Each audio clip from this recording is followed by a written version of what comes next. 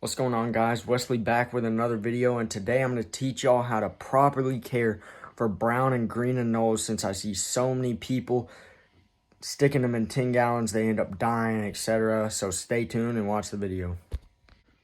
Alright, I'm going to start off by showing y'all my setup right here. I built a 20 by 20 by 2 foot tall screen enclosure, and I have one fake plant in there. I'm waiting on the real plants to take over. I have some golden pothos. I don't know what those pothos down there are called, but my anoles are doing really good. You see there's one right there.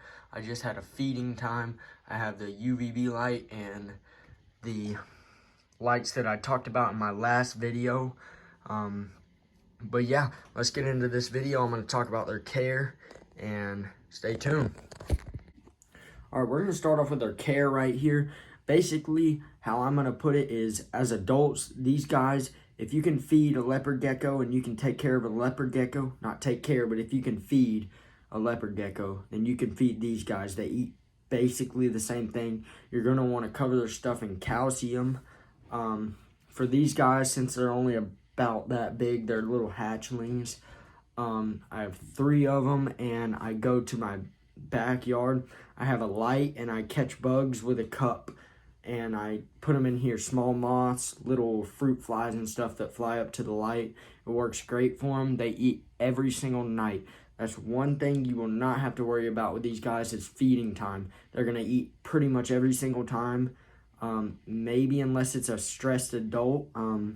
But these guys ate the first day I had them, and you're not going to have a problem with that. This guy right here, he just got a small fly, and he's eating that down right now. For enclosure size, right here, I have a 20 by 20 by 2 foot tall enclosure. It's a screen enclosure. You can also use a 20-gallon octagon tank, but make sure the top is a screen top, or just make sure the tank holds humidity. With this tank, I mist them down with a mister every few hours, or if I see the tank is getting dry, or I always do it before bed and right when I wake up. But they don't have a problem with humidity. They need to have at least 60 to 80% humidity, but I think these guys are at around 50 to 60 most of the time. Whenever I spray it down, it's probably around 80 to 90%, but only for a few minutes, but I think that's enough for them. What I see a lot of people do is put them in a 10-gallon and think they're good.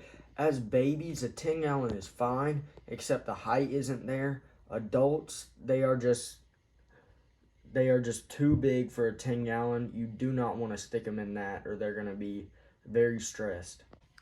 I think these guys do best in a bioactive setup. For the bottom, I have Eco Earth and I have sphagnum moss, and I mix that up and put it as the bottom layer, and I have some pothos growing down there. I got some bark that I got from outside, and I prop some of it up. I put some on the ground. I have small bug feeders in there, but these guys aren't big enough to eat them. They just clean up their poop and stuff, because these guys, they poop everywhere, but it's real tiny poop, so it's not going to be a problem. They pretty much turn to dust whenever you touch them, and so that's not going to be a problem, but those guys just help clean it up down at the bottom. I got some leaves from my grandma's, and I boiled them, and I think they really brought the whole tank together. This is the bottom of the tank.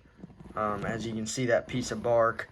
There's the other bark up there, and then these are all the leaves. They're very big leaves. I don't know what kind of tree it is, but they look really nice down there on the floor. For water, me personally, I don't have a water bowl for them. I don't think they need one.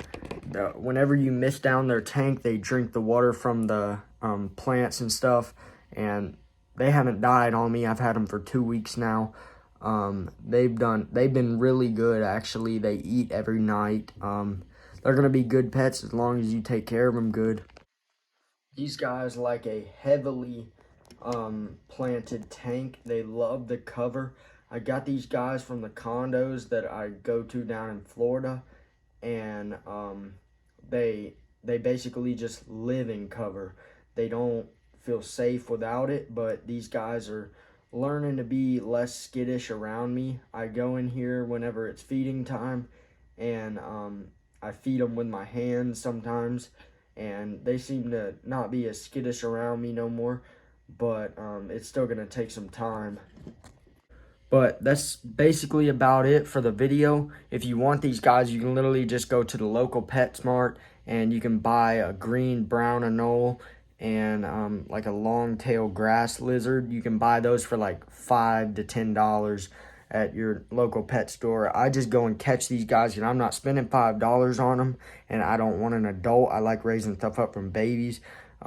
Their average lifespan is like 5 to 6 years, 3 to 5 to 6 years usually. But in the wild, they don't really grow very old because birds, they kill them a lot. But if you got a problem spending a lot of money on these tanks, I would build one. I built this one for $30. I could have made it bigger. Should have made it a little bit taller, but I think it's a perfect size and I think it'll work. And eventually I'm going to try to get these guys to breed. All right, so that's it for the video. Stay tuned to the channel, subscribe down below. And I'll put some videos of these guys feeding, but let me show y'all something real quick before the video ends. All right, so I went scavenging in my backyard today. I've been trying to find this thing for a week now, a week or 2 weeks. Not this thing, but one of these. That is a baby green anole egg. And so I am incubating it right now, and I'm gonna have him in here. I do want green anoles because brown anoles don't live where I live. Only green anoles do. But I'll keep y'all updated on that. Anyways, I'm gonna go now because I've said this 35 times. All right, so see ya.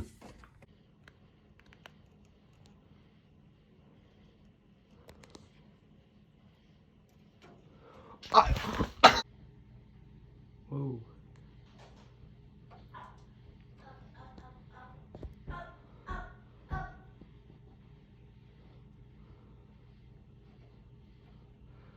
He's joking with him. Oh, he got him. There he goes.